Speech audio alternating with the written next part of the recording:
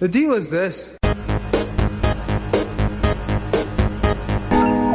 Tell you, when I was a kid, I read Dropper Anton Wilson, all this real. Tell you, when I was a kid, I read Dropper Anton Wilson, all this real. Yeah, I'm pissed. Yeah, I'm pissed. Come on.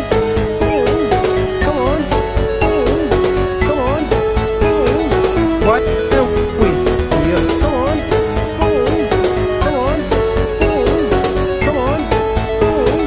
Why don't we? Yeah.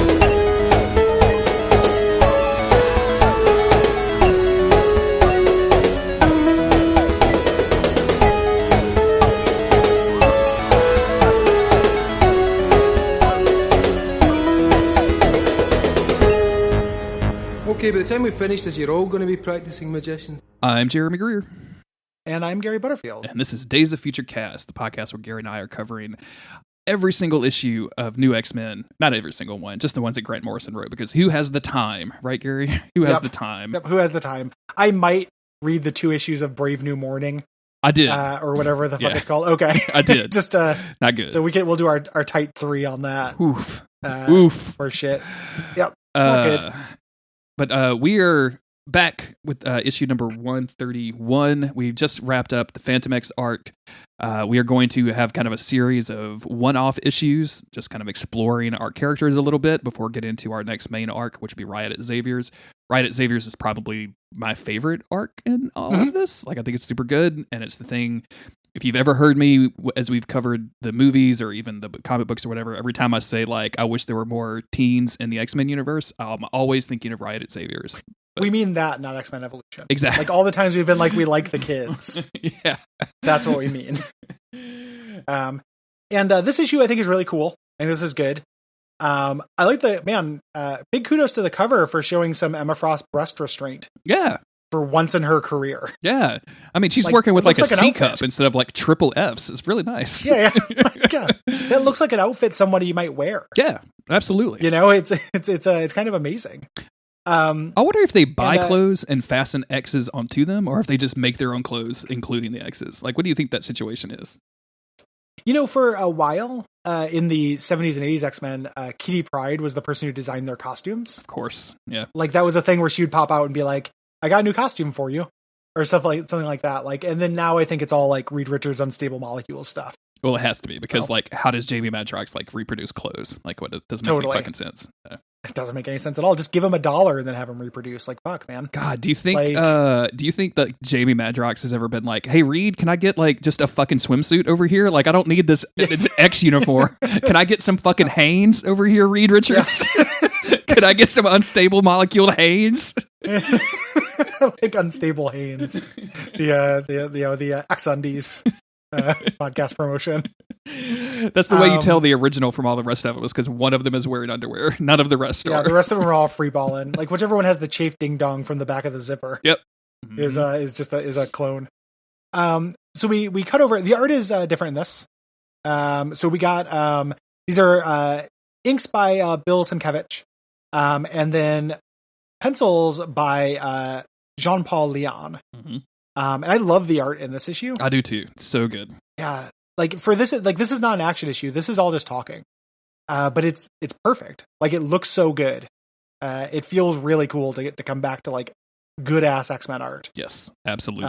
And the inking is like Bill Sienkiewicz is a legend. The inking is also a big reason why this looks so cool. That kind of sketchy, New Mutant style Demon Bear looking inking on the shadows in this just looks amazing. Like, together, it just ends up having a very strong visual identity. This is probably the best time. I mentioned it a few episodes back, but this is probably a good time to do just like a quick 2 on that New Mutants trailer. Did you get a chance to watch it? Oh yeah, I did. What do you think? It looks cool. Yeah, looks cool. I'll definitely see it. My only quibble is I wish that it didn't have a super sad cover of Another Brick in the Wall. I think I want an all-time permanent blanket moratorium on cover songs and trailers. Yes, 100%. Never do it again. Yeah. Especially like sad goth versions of songs that aren't particularly sad or gothy. Did you happen to catch that Dr. Dolittle trailer at any point? No. Honestly, I had no, like, my Twitter feed was all Doolittle today, and then somebody retweeted like a Games Press dude whose name I guess was Doolittle, and I thought it was a games thing, and I just ignored all of it. So I just like gave up. Yeah, but no, I did not see that. Ordinarily ignoring it because it's a games thing is a really good instinct. But I just the trailer kept being shown to me when I saw movies, and it's like this it plays this sad cover of What a Wonderful World. Oh my god. For the first like 75% of it, it's like very dramatic. And then it ends with MCU music as they fight a dragon. And I'm like, what the fuck is even happening? But the super sad What a Wonderful World is what that another brick in the wall reminded me of. And that's like the only touch I think is really shitty. I think it looks cool. I think the characters look like themselves.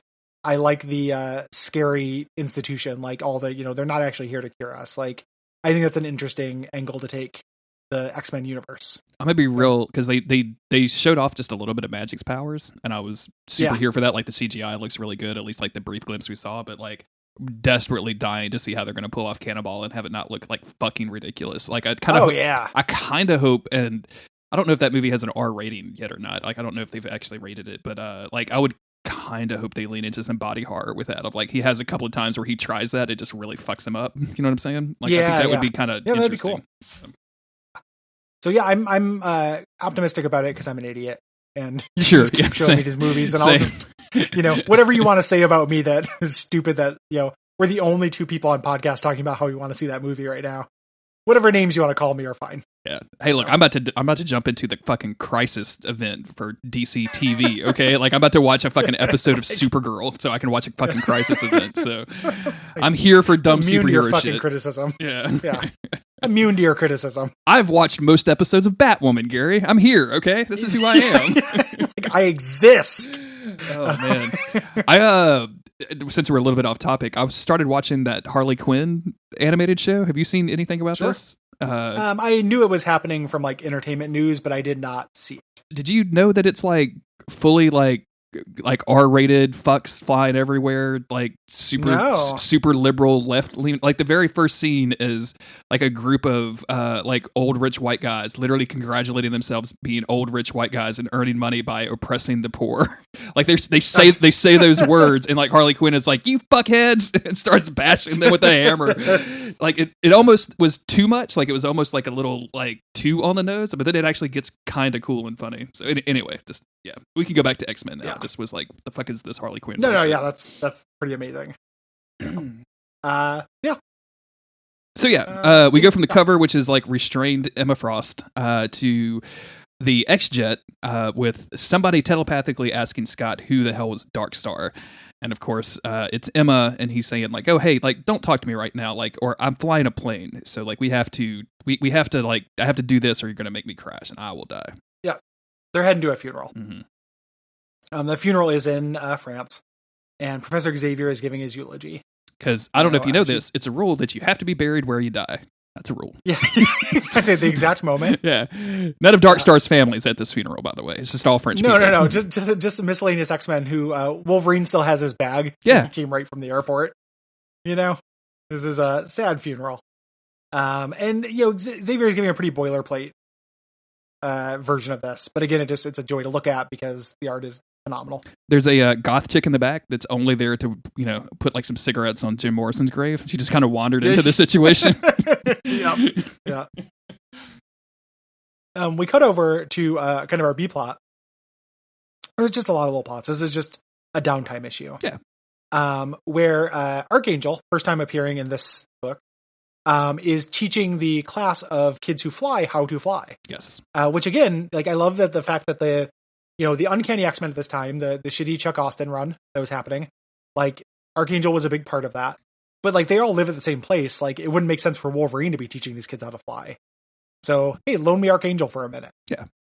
And it's not a lot. Like he's just basically telling people like, yeah, no matter how you fly, like it's all about confidence and concentration. Like it's just a matter of knowing how to do it. And of course, we have our regulars, Angel and Beak, with their normal kind of attitudes. And man, does Beak just look awesome in this art style or what? Like it looks so good.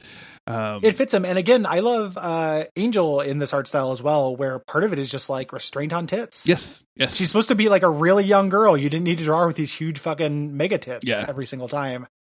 stop sexualizing children. Like, it just never needs to happen. Never needs to happen, my dude. But like, Gary, she's actually 10,000 years old. Yeah, yeah. And like, yes, listen, I know some like pubescent girls end up with like mega tits. I know. But it just like, there's just something about drawing it in one hand to be realistic and then jerking off with the other that grosses me out. We have on Supernatural right now. We're dealing with a plot where God's sister comes back from God killing her at some point, but she starts off as a wee lass and starts eating souls to grow super fast. But she's kind of like sexually into one of the main characters, which I mean, frankly, so am I. But like, there's a moment where like the teenage version and this like 35-year-old man are like making eyes at each other. Me and Chris are both like, please just eat another soul and turn 21. Yeah. I need you to rapidly age until this is no longer gross. Please. So, yeah. So yeah, they're planning to go to the Shi'ar spaceship, and with the idea that they're going to go into space for a year to help with the relief effort, which is kind of a cool thing, which I wish I like would almost want to say I wish we'd see more of, but then I just know like a monkey paw is going to curl and I'm going to be like, it's going to be 5 years worth of crossover events for Shi'ar bullshit. 6 issues of Shi'ar relief efforts. I like that they actually have some consequences for shit we saw. Yeah. You know, like I appreciate that.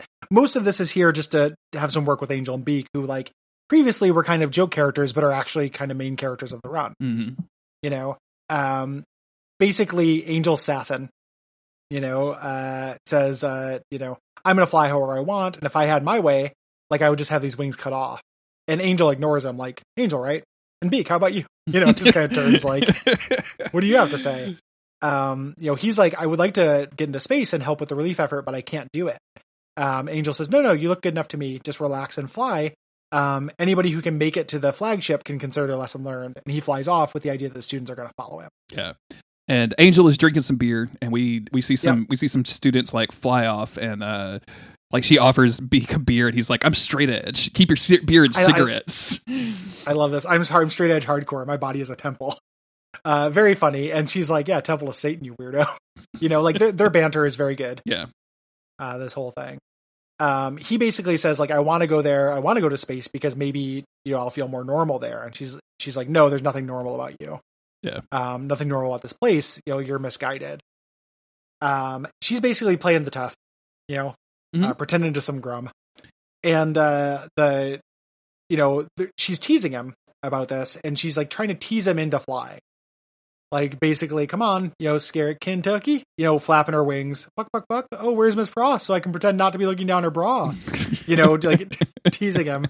And he yells, "Buck you," and starts flying after her, but cannot fly yet. Yeah, immediately falls. And immediately falls. And we get a brief scene, not a brief scene, but a brief panel of like students actually landing on the spaceship, which is in the sky, and an Angel being like, Skywalker, keep your arms tucked in if you want to go faster. And I'm like, there's a mutant named Skywalker, and I'm just hearing about this. I think he shows up in like one of the young, like the new mutants. Oh, okay, cool. That show up or whatever. Mm-hmm. The new X-Men that is like the kids with the Hellions and stuff. I think Skywalker actually shows up. We go back to where Beak has crashed. And again, I love Beak. Like, he's a great character. His writing is very funny. Like, his sense of humor comes through. Like, you see this? This neck was once here. Now it is broken into a million pieces. Like, that over drama. And, you know, I reminded of when he was talking about, like, Cassandra Nova, like, she'd kill herself if she had to be me for a day. Like, Beak is a really great character. He's very funny. He's extremely funny. Yeah, I like him a lot. Yeah, I love him. Yeah. And he's basically doing a pity party, like, how stupid was I, you know, to like think I was going to be able to do this. And she's like, I know we'll send you into orbit. And she kisses him. And little cartoon hearts pop out. Yeah, kissing a Beak is a weird vibe. Like she's deep in the Beak. You know what I'm saying? Yep. Weird flex, Angel. We switched to Emma and Beast, who are talking about Beast's recent announcement that he's gay, and she's reading a magazine that literally has him on the cover. That's you know, has the caption. Yeah, as gay as it gets. I'm as gay as it gets. Which, like, I know Kelsey Grammer isn't Beast, and I know Kelsey Grammer isn't gay, but like, isn't that like a super Kelsey Grammer "I'm gay" kind of sentence? Like, the delivery. Yeah, I'm as gay as it gets. Like, I don't. Yeah. But she's basically saying like, I know this isn't true. Like I can read your mind. Like you used to make practical jokes to superhero headquarters. Like what are you doing? Like people are already saying that we're like some weird bohemian sociology experiment. Now you're just doing this. Like what is the point of all of this? Fanning the flames, and he basically brushes her off. Like, I'm doing this to challenge their preconceived notions about language, gender, and species, as kind of just like a little bit of like an art fuck. He goes, I'm also learning to play the drums. And excuse me, I might have to go. But by the way, don't mess with Scott and Jean's marriage. It's undignified and Jean will kill you. Which, like, I love that line. Again, these people like work together. They live together. They have these relationships. Like that feels lived in. Absolutely. And from here we go back over to the X-Plane, which is now over France. Scott and Logan are in the co-pilot seat. And, they're just kind of having a conversation. And but Logan takes this as a chance to immediately go into Scott and Jean's marriage. I'm like, you guys should talk more. What's up? Yeah. Scott's just trying to talk to him about Madripoor, and he's brushing it off. And Emma Frost is in Scott's mind at this point. I love this, like, Logan trying to man him. Like, all I'm saying is, man's got to mow his own lawn. Is that a euphemism for going down on a chick to you? Oh, I just think he means like you have to tend to your wife, like in all respects. Oh, I know, but like that's always been like I don't know if it's just where I'm from or anything, but like that, like you got to mow the lawn. It was always like, oh, you got to go down on your chick. Oh, yeah, fascinating. Yeah, I always call it walking in Memphis because Braden Cameron makes that joke. So, I know.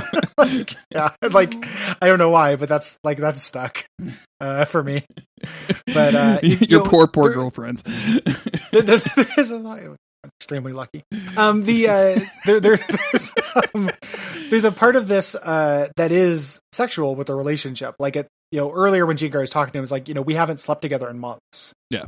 Like it is, they are experiencing some bed death, and that being the lens in which Logan sees their relationship problems makes a lot of sense to me.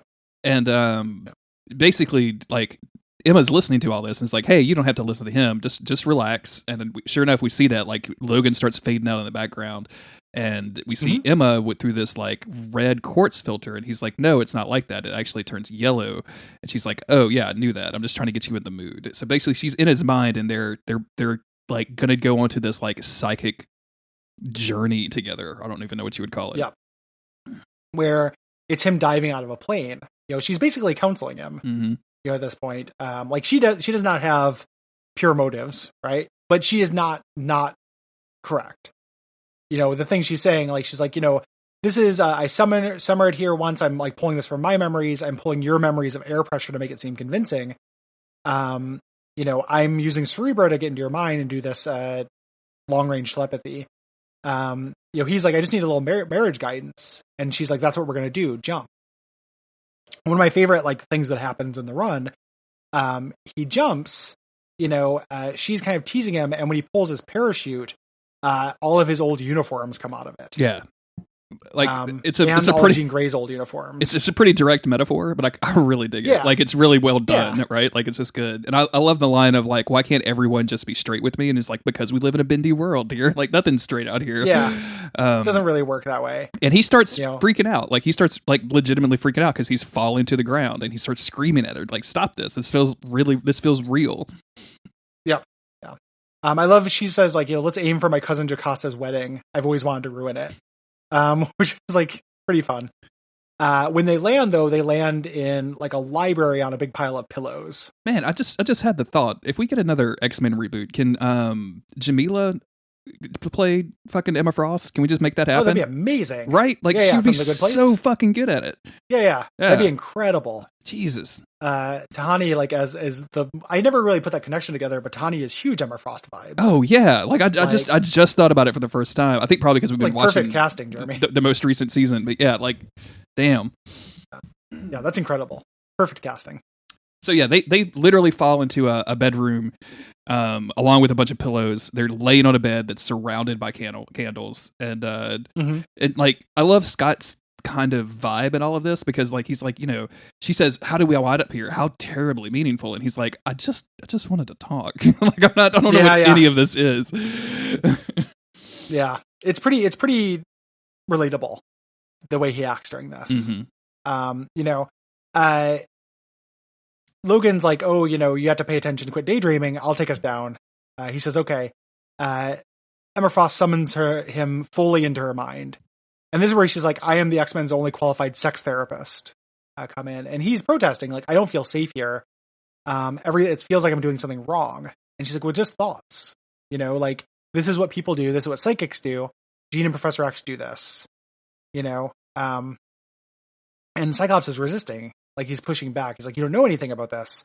And she's like, no, I actually know you both really well. Like, Jean is a violent furnace of emotions. It's horrific. Like, one time she erased half of my brain and left me drooling for a month.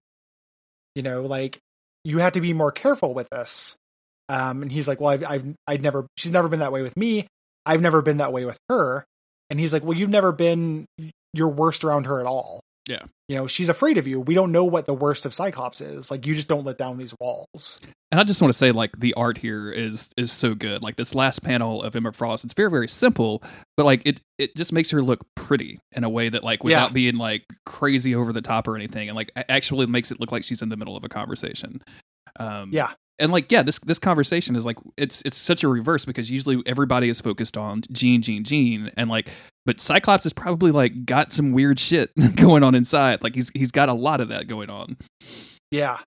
And she calls him on it. Like, he's like, I'd never heard her. And he's like, well, you think that she knows that, but you never told her. What is the big thing you're holding back? Are you afraid Jean's going to blow you to smithereens if you tell her you don't love her anymore?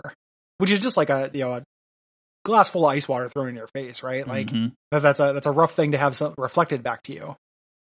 And he basically says, like, yeah, like, I used to think that I was this kind of special, perfect husband, but really I'm just acting like everyone else. Like, he's going through this existential crisis. And she calls him on this bullshit too, of like, oh, like, spare me. Like, I know that, like, you were possessed by a spirit and it made you act weird for a little bit. Like, what is actually going on? Like, what is the actual scandal, the real dirt? Like, what is all of the embarrassing things that you're not willing to tell your wife? And how can I get that out of you? Which, of course, in Emma's world is, hey, let's role play and I'll be Jean. And she puts on like the Phoenix uniform, but she still has like the wild blonde hair as opposed to the red hair. And of course, like, I love this last panel because Scott's face is just so like, this woman is obviously coming on to me. Like, this is all under the umbrella of me seeking like advice for my marriage, but this is turning sexual real fast and I'm really uncomfortable with it, but also kind of excited. Yep. Like, it's a whole lot in a few lines of facial work. Yep, exactly. Basically, and she says, you were taken over by Apocalypse. It brought this, like, you were brought to the dark corners of your soul, and like, this is fucked up. This image, the perfect marriage of the world's most beloved mutant couples. How did this go wrong? There's only one way to work this out, is kind of through role playing. And she dresses up in the old Phoenix costume. And this is where he's like, is this even therapy, or are we having a weird affair? And we cut over to the Shi'ar spaceship. Yep. And basically, like, Archangel is dismissing the class when Angel and Beak show up, and Angel just drops Beak onto the ground, spilling all of his, like, I guess, straight edge hardcore records out of his bag. Yeah. Yeah.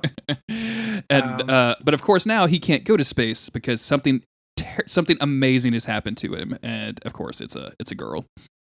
Yeah, and it's very very sad little scene where he's like, it was like a rainbow in her wings. I had to stay here because no girl has ever kissed me before. She kissed me. And Angel is proud about this. Everyone in the background is kind of shocked. And this was one of those cruel kid things where it's like, Homer Simpson, you're really cool. Sandra, that's mean. It's that kind of thing. Where they gave her $20 to kiss him. You disgusting skank. And she says, where angels fear to tread just hasn't been invented yet. And I love this, I love this last panel of him just being like, this is the greatest day of my life. Like, Beak is so good and pure. I love him. Yeah, he's a good boy. So we cut back to the psychic affair. And I love, again, very funny. I love Emma's sense of humor in this. Her doing her impersonation of like Phoenix dialogue. So anyway, I am power in song and life incarnate. But the truth is, no matter how hard I try, I can't help but playing with fire. How about you, darling? Like, her role playing as Jean Grey saying that is very funny to me. Extremely hilarious. And the last panel is Scott like taking off his jacket and saying, "Sure, Jean, why not?" But looking like it's going to be the most miserable thing he's ever done. Yeah. Reluctant affair. And this will have cool payoffs. Yes. Yeah. You know, for we're gonna get years, some this is going to have cool payoffs. We're gonna get some real cool shit from this in this arc and then outside of this arc. Yeah. And I always like these kind of issues, like this kind of downtime. We can just hang out and chill and like see some different characters. This Scott and Emma stuff, I remember reading this for the first time and being kind of floored by it, of just like the audacity to interrupt the classic Scott and Jean storyline. Yeah. And you don't mess with that. You don't mess with that. Like you mess with that externally. Like Apocalypse stops your wedding, right? Like that's the thing that happens. It doesn't interfere with their action. They still love each other. They're still going to get married, but like they have to go kill Apocalypse or something. Like whereas this is a direct, and not only just like messing from the outside, but like this is Scott worrying that they don't actually have a relationship. They're messing with their love. Like it's messing with the emotions in a way that I think is pretty like real feeling and lived in. Mm-hmm. You know? Super good. Super good. Yeah. Really, really good. Love it. Really, really great issue. We're entering into like some miscellaneous issues for a while. We're going to do that for 2 more issues where just kind of stuff happens before the actual next arc starts. Yeah. That I think are not as good as this one. The next 2 issues are a little bit weaker. One of which I think is pretty cool. We get to meet Dust, who doesn't end up becoming very much of a character, but you think is going to be part of the Kid Squad. And then we also do one where we deal with Genosha, and it's fine. Like Genosha is interesting when it's not rubble. Yeah, yeah. But hey, at least Toad shows up, right, Gary? At least we have Toad there. We'll always have Eunice the Untouchable, of course. So anywho, if you like this show, please leave us a rating review on Apple Podcast, and please head on over to patreon.com/Duckfeed.tv. Yeah, you can get all kinds of cool benefits there. You can get a grip of episodes of this podcast every 2 weeks if you don't want to wait for the 2 episodes per week release. You can get episodes of all of the podcast early. You can get access to the Slack channel. You can do all, and just tons of exclusive podcasts. You guys recently put a link up that showed you like what you get at everything, and I was like, I went through and clicked on it, and as a guy that's been a patron for like years now, and not just a host on the network, I was like, holy shit, this is a lot of fucking content. Yeah, that website is www.5buckducks, and you can go there and kind of see everything there. So we want you to patronize us. I'm not going to be coy about that. Like, obviously, we want your support, but we're not going to like let you go home empty-handed. You know, I think that we put a lot of work into what we do, and I think we're offering a lot for not very much money. Absolutely. So check it out. We appreciate it if you do. Tell your friends. If you can't, that's no big deal. And we'll be back in a couple of days with more new X-Men. These are the tales of the X-Men.